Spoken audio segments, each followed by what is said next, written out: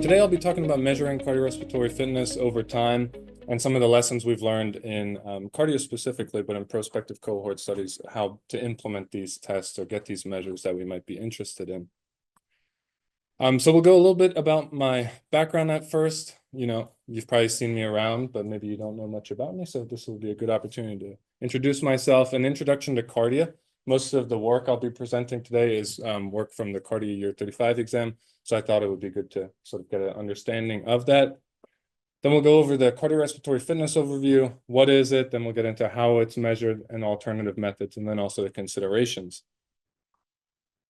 So to start, and since this is, I think, of interest to everyone in the seminar and students especially, the journey. I'm originally from Germany. I was born there and immigrated to the US with my parents and my brother when I was a kid.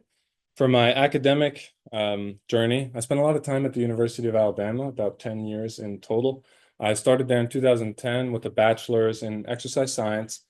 Then I went right into a master's in exercise science as well. Then I took about 2 years off before the PhD.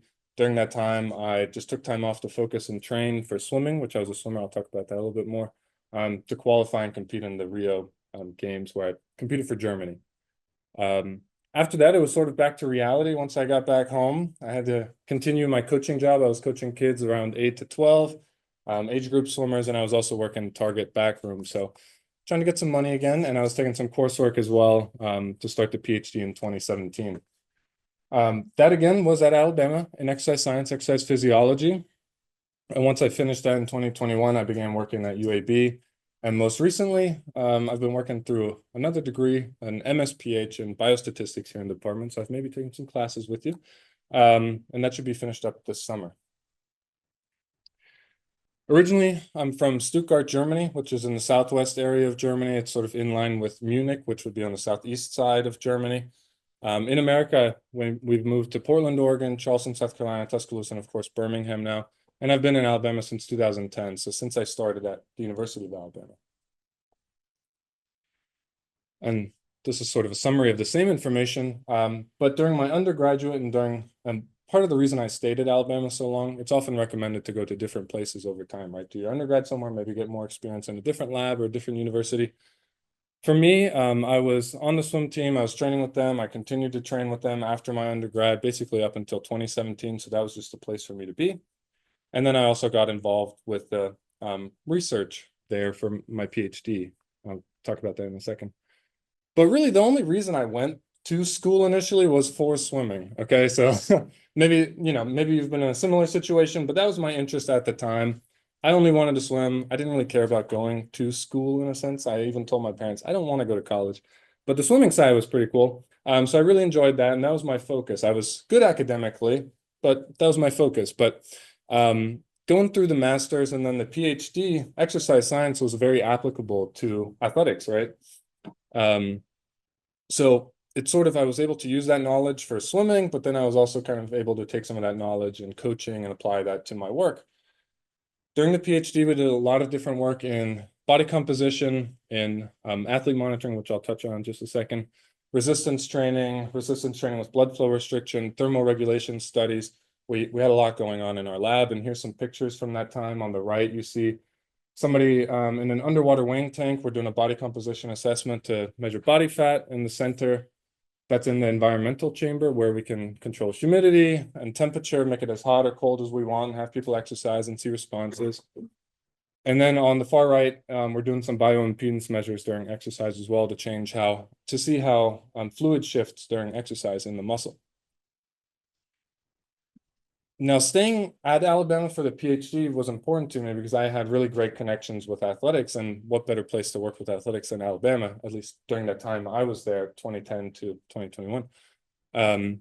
We worked with a lot of different teams, some of them shown here. We worked on heart rate variability studies, looking at recovery, performance, so basically monitoring throughout the season. We validated new applications. We validated new sensors as well for companies. We did a lot of body composition measures, similarly validating new methods. And we did a lot of fitness testing, aerobic and anaerobic. So I had a good amount of experience working with aerobic fitness testing. in athletes, primarily athletes. We did some clinical. But when I joined UAB at the time, the CARDIA year 35 exam was getting going. And as part of that, there was an ancillary study that included a cardiorespiratory fitness assessment. So they were looking for somebody to do those assessments here in Birmingham for the Birmingham participants. And that was my job when I joined in 2021, or part of my job.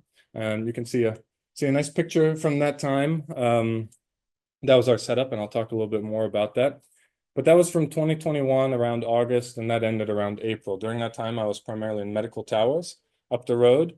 And then since then, I've been in Riles here. Okay, so CARDIA, I've mentioned this a few times now. Okay, if you're not familiar with it, it's a multi-center longitudinal study. It originally started in 1985, 1986, with the baseline exam with 5,115 Black and white men and women, balanced by race, sex, education, and age, and also by the centers. We have the Birmingham Field Center here at UAB, and also the coordinating center. We have the Chicago Field Center, the Minnesota, and the Oakland Field Centers as well. So there's 4 field centers across the US. And there are annual surveillance for endpoints and also in-person exams every 2 to 5 years, the first 10 years. And then since year 10, it's been every 5 years so far. As part of the year 35 exam, as I mentioned, there was cardiorespiratory fitness assessment, but it wasn't the first time this was done. It was also completed with the same protocol, modified Balke protocol, which I'll talk a little bit more about those. At the year 0, so the baseline exam, the year 7, and the year 20 exams. During those exams, they did the protocol, but the outcome was the duration of exercise time. That was the measure of fitness. For year 35, it was the same protocol, but this was the first time that a gas analysis, which we'll get into, was included as part of the exam. So we get a more direct, that sort of gold standard measure of fitness, the VO2 max. So there's some really interesting data we can work with here, basically following these participants over 35 years and seeing their fitness changes. We'll primarily focus on the year 35 today, though. So cardiorespiratory fitness, I thought we would just start off with the textbook definition of what cardiorespiratory fitness is. So the ability of the cardiovascular and respiratory systems to supply oxygen-rich blood to skeletal muscles during sustained physical activity. Fairly simple. Basically, how fit are you? How can you respond to exercise? And a higher cardiorespiratory fitness would indicate better cardiovascular efficiency, endurance, better cardiovascular health. Cardiorespiratory fitness is often thought of as a consequence of physical activity. So the more physical activity we do, the more it's prolonged or at higher intensities, the higher our fitness will be. So it's a consequence of what we're doing. One thing is people often like to use cardiorespiratory fitness as well because it's a little bit more stable over time. It doesn't change month to month really with their activities unless they become totally sedentary, where their activity might fluctuate more day to day, week to week, or during different seasons. So cardiorespiratory fitness is sort of more stable over time. So it's of interest for that. So VO2 max, I mentioned this already, that's maximal oxygen consumption. That is the criterion measure of cardiorespiratory fitness. And we're going to spend some time talking about how do we get that measure and then the alternatives for it. So VO2 max is the highest rate of oxygen consumption an individual is capable of during maximum physical effort. So we have to push somebody to max to actually get this value, or the criterion value, I should say. We have 2 ways of reporting this, absolute and relative, that we would use. The absolute would be liters of oxygen consumed per minute, where relative is milliliters per kilogram of body weight, milliliters of oxygen. Typically, we would report the relative fitness, the relative VO2 max, because we're taking into account the body size, also the body weight, and it's better for making comparisons between individuals or between groups as well. Okay, a quick history. I always think this is interesting of VO2 max. This has been something we've been interested in or sort of known about for about 100 years now. Originally described by A.V. Hill, shown on your left in the picture there, along with another colleague, both Nobel Prize winners, not for their work in this, but in energetics. But they suggested that there's an upper limit to the oxygen uptake, which varies between individuals. So this now gave a testable, measurable way to determine fitness, and now we can also track it over time. We can see changes over time. So this was really important for athletics in the beginning, right? We could see, how do individuals respond to training, or is their fitness increasing? How can we maximize their performance? So that was a big focus, and since then it's become more of a clinical focus as well.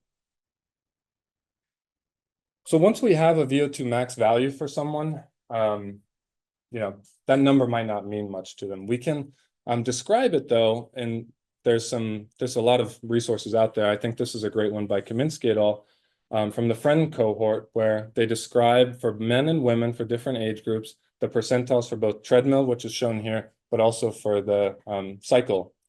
And we can see what percentile somebody would fall in based on their VO2 max. So we could describe our sample if that's of interest. We could just give a participant their percentile rank for their fitness, or maybe make some recommendations. Which field centers it is might be hard to see. Hopefully the colors help, but we have the Birmingham Field Center at the top left, Chicago top right, the Minnesota and Oakland. And what we're looking at here, I'm not supposed to move too far from here, so I'll point here. What we're looking at the bottom is basically the 0 to 25th percentile, 25 to 50th. So we can see which within each group where our participants are falling.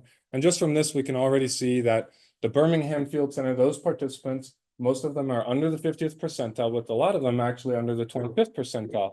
Whereas if we compare it to some of the other field centers, most of them are in the upper percentile. So there's already some differences we can see here, and it's somewhat easy. We'll talk about getting the measure, but a simple way to describe the fitness in our sampler population.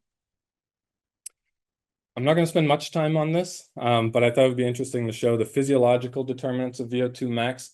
Simply, I'll say this, it's a complex interplay between the cardiovascular and respiratory systems.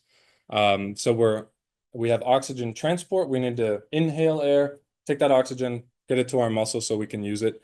And then our muscles have to be able to use that oxygen as well. So VO2 max would be basically a product of the maximal cardiac output of the individual multiplied by the maximal arterial and venous oxygen difference, so difference in the saturation of those. We'll talk about how that's measured. So what factors besides those physiological are influencing VO2 max? Genetics is going to be a really big one.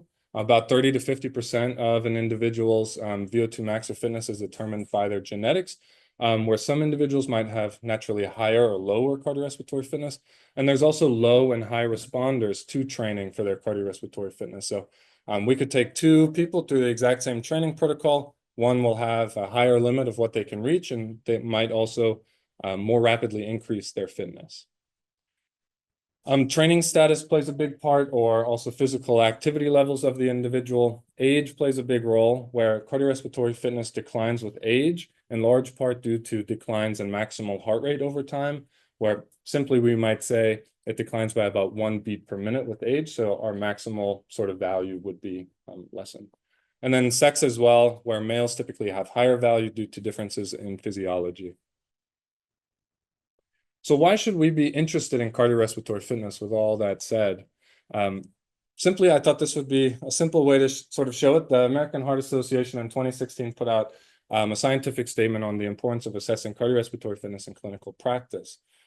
So I think since then, there's been a lot more interest in cardiorespiratory fitness assessments as well. That's almost 10 years ago at this point, of course. But some excerpts from this are: low levels of cardiorespiratory fitness are associated with a high risk of cardiovascular disease, all-cause mortality, and mortality attributable to various cancers. And then I won't read the entire bottom, but basically it's showing that cardiorespiratory fitness itself is a great predictor of risk, but in addition to more of the traditional risk factors that we're using, it's also very helpful for classifying risk for various outcomes. I didn't want to get too much into what all cardiorespiratory fitness is associated with, but hopefully this is enough to get you interested and do some readings as well. So now we'll get into how can we assess this. So the first is going to be the direct measurement of VO2 max. This is going to be our most time intensive, our most costly way of doing it in our criterion measure. We have some historical pictures here. In the center is actually A.V. Hill, which I showed on the previous slide, the person who really came up with this. When we're measuring VO2, what we're really measuring is the air that an individual is inhaling during exercise, and then what are they exhaling? And we're looking at the difference in oxygen and CO2 saturation in those. Back in the day, what they did was they basically had to breathe in through this tube, and the car had to drive alongside them while they were running, or they had to run with this backpack on, and they were breathing in fresh air, and there was a valve, and everything that they exhaled filled the bag. Then they close off the bag, take it to the lab, and they analyze what's in there. And then you can measure during their exercise how much CO2 were they expiring, or how much O2 as well. Luckily, we've come a long way from these, and these aren't really commonly used anymore, but it's always something in our ex-phys classes that we talk about. But I would imagine walking or running with this kind of backpack in this setup really won't give you your maximal performance, but who knows? So we have some better current techniques. This is the Parvomedics. This is a really commonly used one. You would see this in a lot of ex-phys labs or in clinical settings as well. This is what I was using during my PhD. The setup is similar. You have a headgear with a valve, and you're breathing in fresh room air, and you're expiring air into this tube. But instead of it all going into a bag, now it's going directly into the computer system to a gas chamber, a gas analyzer, and we're now measuring for each breath how much are they expiring of those gases. One thing to note, I'll say for Dr. Dooley, her favorite part, these do have spit tubes. So that's one thing to note with this kind of headgear. As they're exercising, it's basically a snorkel they have in their mouth, and the spit kind of just flows out. So there is a piece to collect it, and you might have to change that out throughout the test, depending on how long it takes. So yeah. So it might vary by individual, but that's always a tough thing in the lab setting, something you have when you're working with this. So we do have some newer systems. The picture on the far left is going to be from our setup from CARDIA. That was the Med Graphics system, which has the computer system, which controls the treadmill directly for the speed and the grade of the exercise. The ECG directly communicates with the computer system. Everything is sort of all in one. The headgear that we're wearing is much simpler. It can be reused by the participant or single use if you're only having them come in one time. So it's a much faster cleanup. And during the time when we were testing 2021, 2022, COVID was still a concern. So we were wanting to not reuse or clean anything. And it was somewhat wasteful, but I think it was the best way to do it. And then in the red shirt here, we have the Cosmed K5, and that's just it's not simple. It's a really compact system that you can just wear as a backpack. So you can use this for field-based tests if somebody's running out on the track, where you don't necessarily have to have them on a treadmill or a bike or in the pool. And I thought I'd round it out with a picture of the swimming that's using the K5 system. That doesn't look too different from the Douglas bag system. We're just missing the bag. So I guess there's not much you can do there. So there are limitations to this testing, as you can imagine already with the equipment I described and some of the things. The first thing is you'll need a treadmill or some mode of exercise. A bicycle would also be an alternative, or an arm ergometer. You'd need the metabolic cart and an ECG depending on the population that you're working with, because if you're working with an older population or a clinical population, you would want to continuously monitor that during exercise. So just that equipment alone, depending on what you get, of course, would run upwards of $50,000 just to get that going. Then you also need trained staff that know what they're doing for this testing, and medical supervision also depending on the population. For our CARDIA protocol, which we'll go over, we typically had 4 people in a room. Me, another staff, a medical supervisor, Dr. Lewis in this picture, and then the participant. So there was a lot going on. Everybody had something to do that entire time. And so you have to store this stuff somewhere. And it takes about an hour for the participant to go through this protocol, and about an hour and a half for the pre and sort of the post work of the staff as well. So it's really time consuming. So we'll go over another piece, but I think the most we did in one day was four sort of back to back. And that was without taking any breaks. We didn't eat anything in between. It was just nonstop. It was very challenging. So if you only have one of these systems, you'll be limited in how many participants you can actually run through this protocol. So let's go through this protocol. Pre-exercise, we would prepare the equipment. We would screen for medical eligibility of the participant. We would place the lead, and this is the CARDIA protocol. We would do the 12 lead ECG placement. We would start filling out our Form 22, where we go through medications the participant is taking and make sure we have all of that marked down, their resting measures as well. All of that would probably be about 30 minutes once the participant is there. We have the actual exercise protocol, the warm-up exercise and a recovery. That's actually fairly short, I would say. I would say the shortest part of the participant coming in, for the most part, was them actually on the treadmill exercising. That didn't take very long. The preparation and cleanup did. Then we'll have the seated recovery and discharge of the participant. So equipment preparation, if you're using one of these metabolic carts, they need time to warm up. So you'll need to come in, power up the system, open the gas tanks for the calibration.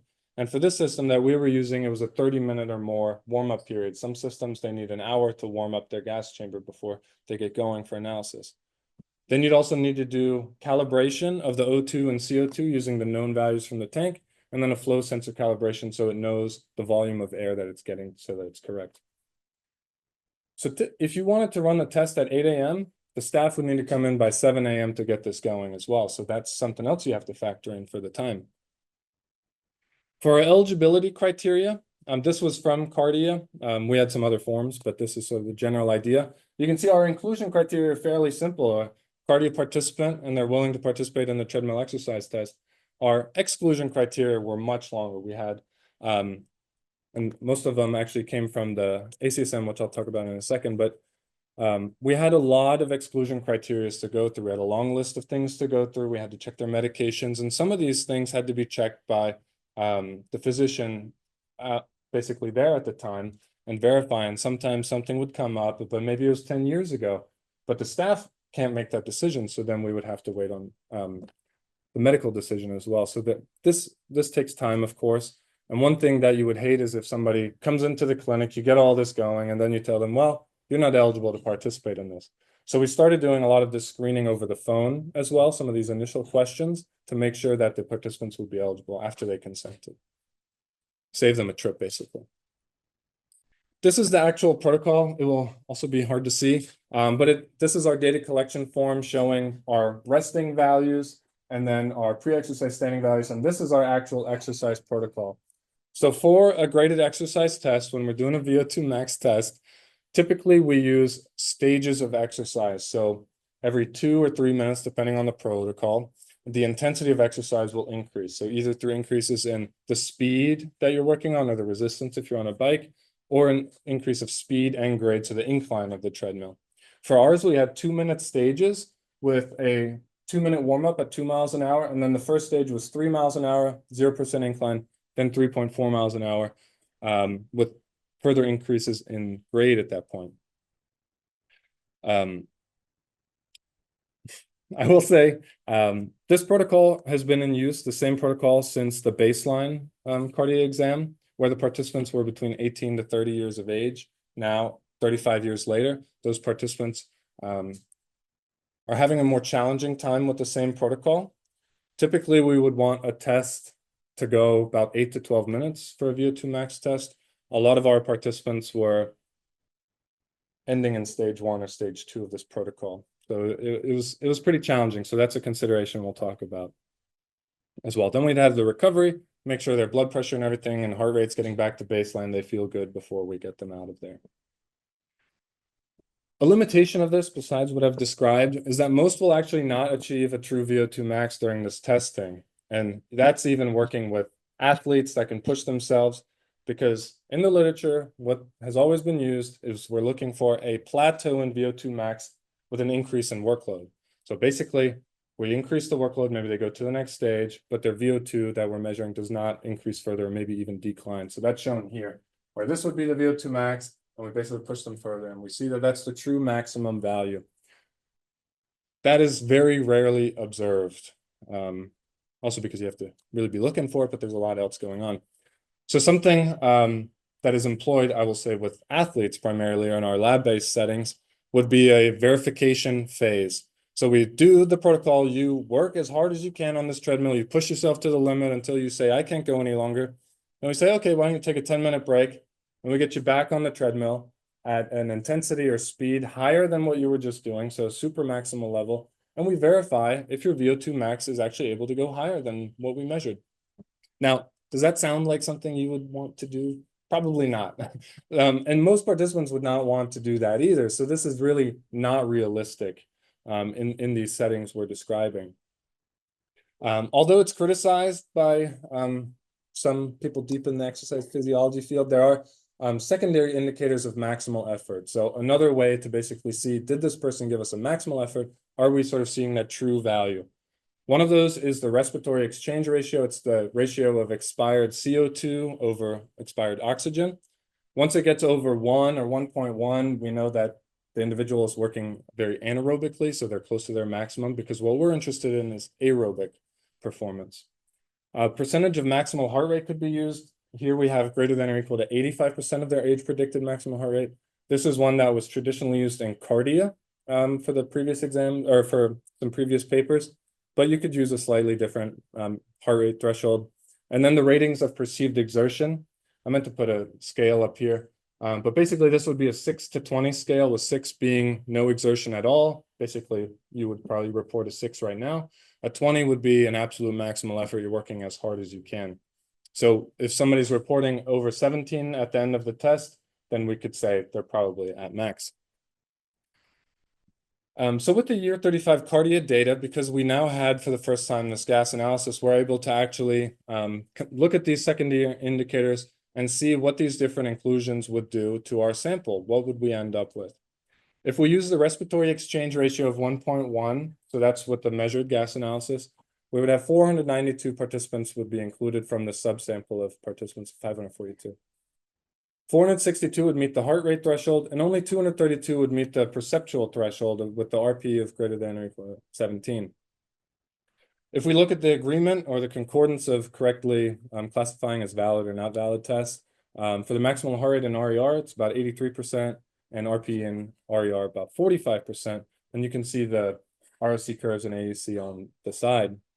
So this is of interest, right? Because for the most part, these participants were not highly trained. A lot of them, were not super comfortable exercising, obviously pushing themselves to their limit.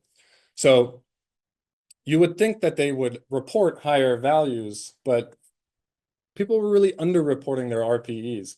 They would basically push themselves to max. They can't go any further. They're huffing and puffing, and we ask, well, okay, what number on the scale were you? And they'd say, oh, 10 or something. So if you are using these perceptual measures, I think you have to be aware of your participants that you're working with, and if they can really report that correctly. So I would recommend, if you are not doing direct gas analysis during your during your treadmill tests, to use that heart rate threshold, and you can change the percentage a little bit. All right, so that was all VO2 max testing. Let's get into some alternatives. One would be a VO2 max test. So we do the same sort of protocol, but we're not doing the direct assessment. So we can get rid of the metabolic cart and all that. We're now just basically getting them on the treadmill. We maybe have an EKG going, depending on the sample. And they're doing the same protocol going to max. But we now have prediction equations to predict it. I highlighted 3 different ones here. They're probably hard to read. One is the ACSM walk equation, which uses the speed of the participant at max and the speed and the grade to predict their VO2. The Pollock et al. Uses just the test duration in minutes, so how long were they able to exercise during this protocol. And then the one at the bottom uses the grade, the speed, and then also some participant characteristics, the weight and the age, to predict VO2.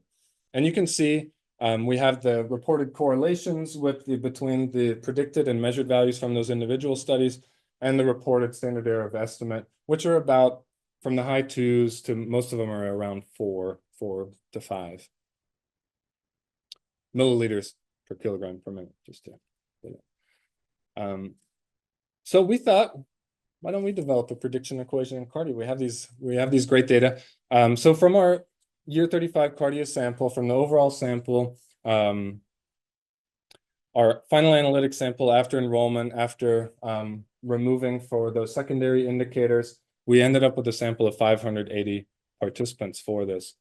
And this first slide will look at the correlation between the duration of exercise, so the duration on the treadmill, and their actual measured VO2 max value. The first one is kind of stretched out, so it looks a little different, but we can see that there's a linear trend between these. We have a correlation of 0.83, so strong correlation here. And that holds up in men and women, which is B and C at the bottom. So we used linear regression with stepwise variable selection to develop this VO2 prediction equation in 2/3 of that 580 sample. We ended up with this equation, which uses the duration of exercise, the individual's BMI as a continuous measure, and their physical activity based on the CARDIA physical activity questionnaire, where they were then classified as meeting or not meeting guidelines. For the validation and the remaining 1/3 of the sample, we can see that the mean difference between our predicted and our measured values is only about 0.14 milliliters per kg per minute. Our standard error of estimate is right about 4, and our correlation between the measured and predicted value is 0.86. So it does fairly well. It's similar to some of those other prediction equations. So maybe you're wondering, why do we need another prediction equation, right? I just showed you several. So when you're looking at these prediction equations, or when you're looking at the protocols, we'll talk about a little bit more, they're developed in certain samples, right? We know that about all these different measures. A lot of them will be developed in younger individuals, healthy individuals, athletes, which is not what we're measuring here. So what we wanted to do was, for our cardio participants, can we develop for this age group, and also using this questionnaire, a prediction equation? So this is what we ended up with here. This was part of a larger paper that was part of also the secondary agreement that I showed.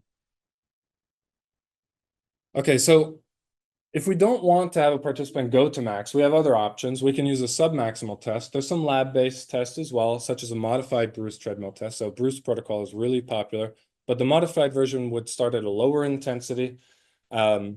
And it would be helpful for people with lower functional capacity, right? We don't maybe want them going to that high of a speed or grade, or maybe they're not able to, which the traditional Bruce ramps up pretty quickly.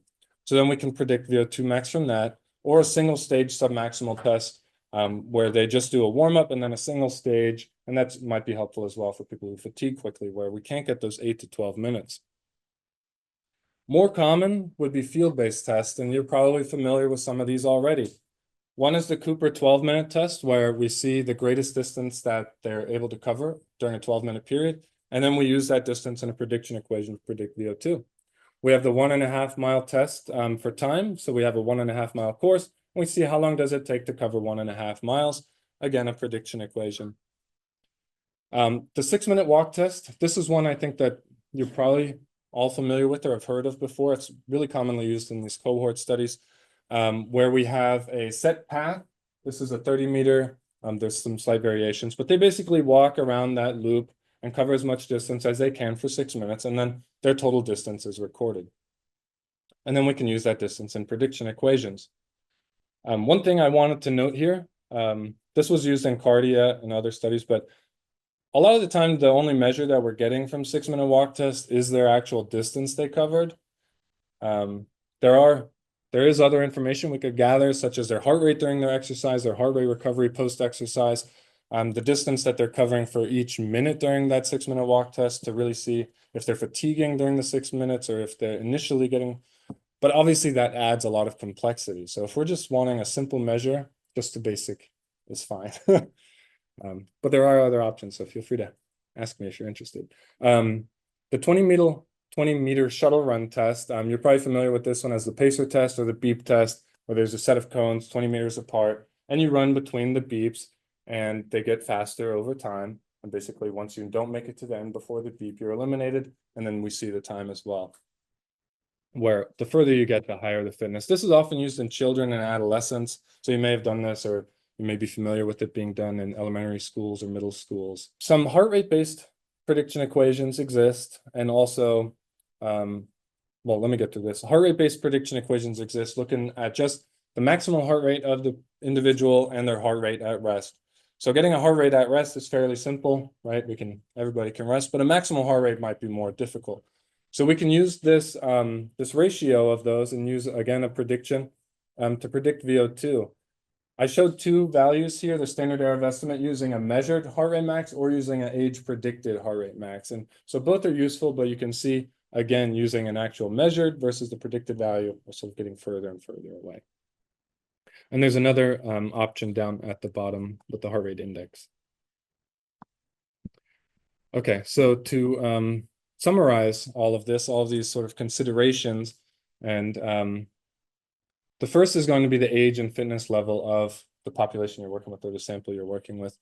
There's many different protocols, and the reason I brought this up is this is a slightly older version, but this is the American College of Sports Medicine Guidelines for Exercise Testing and Prescription. This is a great little book if you're interested in it, but there's a new version. But it goes through cardiorespiratory fitness testing. It goes through all sorts of testing, anaerobic testing, and has guidelines for that, for clinical populations, for everything. So this is a really great resource if you are thinking about implementing these. But there's such a variety of protocols available, and they were developed and validated in different samples. So it's really important to look at who that protocol was for. And if you're starting such as CARDIA 35 years ago, that protocol might not be the same that you're wanting to use later. So if you can, unlikely that you would want to adapt it. If you can adapt it, that's helpful. We actually added that 2-minute warm-up just to help a little bit. The mode of exercise is also important. If you're in a lab setting, you would usually use a treadmill or a bike. If individuals have a problem walking on the treadmill, the bike is probably very useful as well. Swimming tests you would probably rarely do, but some of the other field-based tests are obviously an option.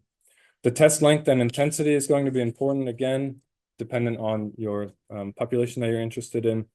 The equipment and resources, you really need to decide how many resources you want to put toward this, because obviously getting the criterion VO2 max would be amazing, right? Everybody should have that, but that's just not feasible for most people based on the cost of the equipment, the space that's needed, the staff that's needed. So if you have a smaller project that you're working on, some of these predictions or submaximal versions would be really helpful for the equipment costs and the spaces.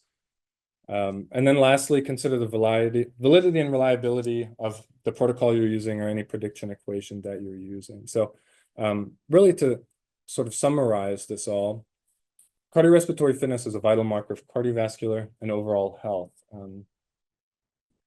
Accurate assessment of cardiorespiratory fitness in cohort studies requires balancing precision and feasibility. So you really have to decide, am I interested in getting that true VO2 max value? How close do I want it? Is this my outcome or exposure of interest, my primary thing? Or is it just something I'm using to describe my sample? Or is it a covariate that I could maybe get away with prediction? So you have to kind of think about it that way. VO2 max is probably not practical in most large-scale epidemiological studies. I would say we had some challenges in CARDIA, it went fairly smoothly, but things take longer, the systems can malfunction, things happen. I mean, just like any other measure, but these things can happen, and then there might be a delay of several weeks, and those participants might not want to come back. They might be motivated to exercise that day, but not in a few weeks when you're calling them again. So there are alternative methods that can enhance feasibility while maintaining the validity. You just have to sort of make sure. Thank you very much. Hopefully this was informative for everybody.